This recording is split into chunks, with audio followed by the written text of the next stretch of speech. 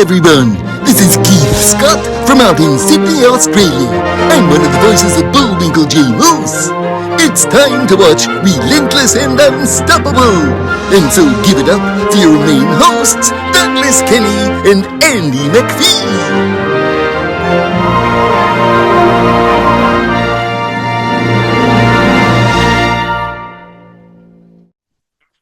Definitely. So, what do you think we should do on our ends to promote, health and fitness? And I just mean everybody on a societal level.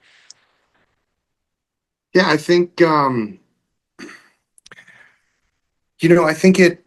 think it starts from a general understanding. I think there's resources out there, and it's as much of a personal responsibility to eat the right foods as it is to take care of yourself in a hygiene standpoint. Like we we wouldn't waste time, or we don't worry about spending a few minutes grabbing toothpaste from the store, or picking out our favorite fragrance, a body wash, or whatever it is. It's like spend a few minutes and put that thought into what food you're getting from the store. Read the nutrition facts, or take a little time every week and cook a few of your meals at home instead of eat the drive-through. Like it doesn't start from a big change. It's really small little changes that we all make together to generate a happier and a healthier country as a whole. Yeah, definitely. Why spend all the money buying soda and sweets when you can use that money for meaningful stuff like going to national parks, and seeing all the Mhm. amazing features of it. I got a lot out of Yellowstone. You ever been there? I have Yellowstone's beautiful, beautiful. I was fortunate enough. Next time you're in Rocky Mountain National Park, I got the chance to work on the campground on the Estes Park side, Moraine Park campground in there. That's a lot of my infrastructure work in there now. And That's that was great. Great to hear. it was cool. It was I'll tell you what, talk about an office space. Like it was the coolest office to be able to go up there every day, and there's no cell service. I never got bugged. I got up there, I got to do my work, me and the crew, and it was great. Yeah, definitely. Rocky Mountain National Park was always fun. Trail Ridge Road. I was actually surprised when I learned that that's not part of the Continental Divide, that the Meadow was the true one. I was like surprised when I learned that. Yeah, it sure feels like it's the right continental divide though, doesn't it? It sure feels like it should be, at 12,000 feet or whatever it is. Yeah, and Long's Peak I would compare to Mount Everest, but for Estes. Yeah. Those are like the Uh, hard ones to climb.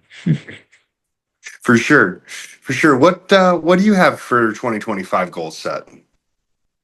I need to find employment. That's my biggest goal. I'm currently self-employed with this channel that I run with Andy McPhee as the mentor and all that. But I'm hoping to get more employment on the side, and I'm hoping to continue growing in areas that I need to grow because about a year ago, I finally moved out of my parents' house, or my mom's house in this case. And so all four of us are now in separate houses around the country. I lived with mom for a bit after high school ended just to sort of recuperate and have that rebirth I mentioned of fun and activities and all that.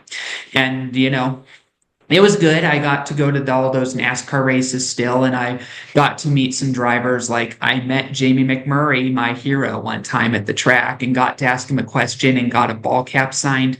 Then I got to meet a Daytona 500 champion and Derek Cope and met the 2021 Cup champion Kyle Larson at one point.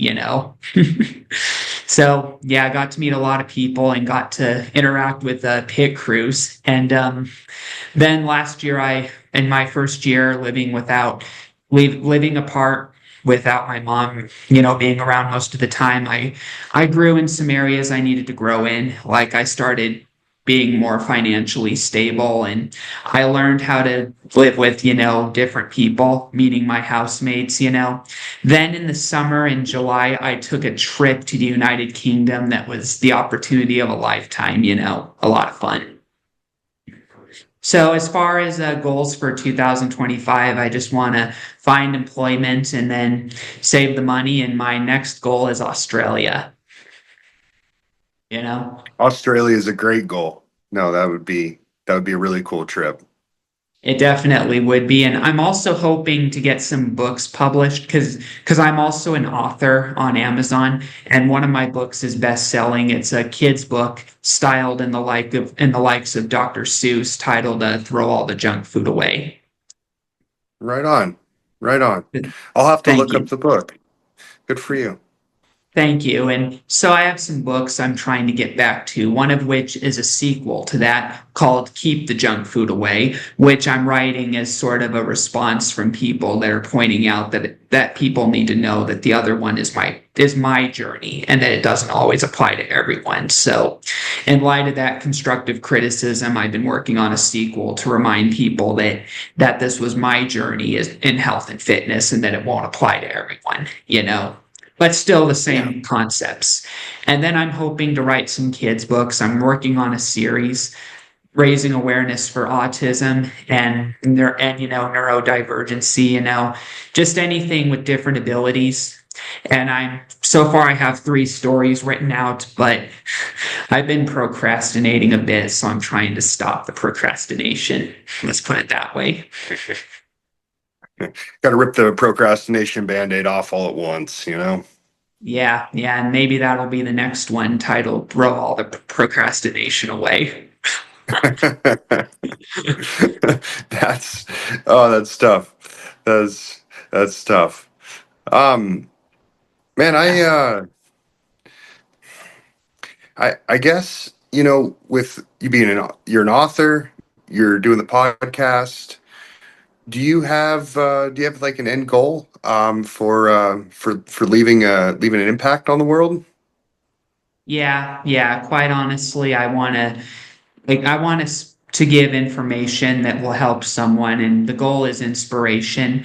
Andy and me are all about inspiration, and though we have a shop front for RNU where people can buy merch, we don't profit off of it except for a tiny percentage. We donate all the proceeds to charities that are involved in mental health and autism awareness, and just virtually any charity that's legitimate and will help people. And yeah. And so we're sharing people's journeys to inspire people and just make the world, a better place, by helping people realize that it's not anyone else that's going to make your life better. It has to be you. That's what I learned, with health and fitness is no one can do the work for you. It can only be you and the choice that you make. Just because others are having a bottle of soda doesn't mean you have to. And, I don't even go near energy drinks, although I never did to begin with, just because they weren't the same. Whenever I had an energy drink, it always tasted like and felt as if I was drinking diesel fuel. You know what I mean? They're potent. I get that. I get that. Yeah. So really my goal is just to, inspire people. And I also see the RNU stuff with Andy and even the mentorship with him as being like a second chance that I got from, God or the universe, depending on what you believe in. Because I'm a Christian, I'm openly Christian. So I believe it was a second chance given to me because of some past issues I had. And, I've been open about it, but a big reason why my parents divorced and why we all split apart was because we did our best to support each other, but it was mostly just 4 people with different goals and ambitions. And so we couldn't live in harmony. You know what I mean? It was stuff that just built up over time until we couldn't fix it. But, it's not anyone's fault. It just happened. That's life. And I've learned over the years that people are way different than you think, even if the experiences are similar, and perceptions are big. So I saw it as sort of being a second chance I was given to leave good in the world, which is what I wanted to do to begin with, but I had some struggles because I have autism, bipolar, ADHD, which are different abilities. I don't try to use disability, it's abilities, But the bottom line is, I want to show people that you can do it if you believe in yourself. Gee, that's all we have for Relentless and Unstoppable. So tune into the next episode to hear more amazing stories from amazing guests. This is Keith Scott from Sydney, Australia saying so long, and I'm smarter than the average bear. Gee.